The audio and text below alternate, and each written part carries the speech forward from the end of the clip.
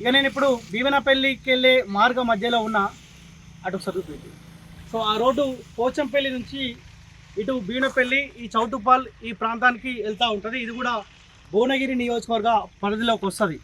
నేను ఇప్పుడు ఈ భీవనపల్లికి పోచంపల్లికి మధ్యలో ఉన్న శ్మశాన వాటిక దగ్గర ఉన్నా.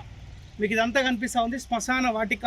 ఖాళీ పిల్లలు పోసి స్లాబ్ మాత్రమే కనిపిస్తూ ఉన్నది. ఇక్కడ 2 రూములు కట్టిరు. అక్కడ లాస్ట్కు పిల్లలు పోసి వదిలిపెట్టేసి అక్కడ ఒక 2-3 రూములు కట్టినారు. గత 10 సంవత్సరాల కాలం పాటు కేసీఆర్ ఏం చేయలేకపోతా ఉండు.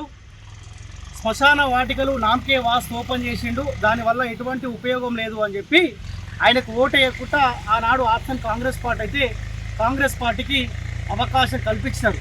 నేనేమంటా ఉన్నా 10 సంవత్సరాల కాలం పాటు దీంట్లో మార్పులు ఏమీ రాలే కాబట్టి కైలాశేఖర్ రెడ్డి బీఆర్ఎస్ పార్టీ సంబంధించిన ఆయనకు ఓటు వేయకుండా నీకు ఓటు వేసారు కదా, మీరు కూడా అధికారులకు వచ్చి సంవత్సరంన్నర దాటినది.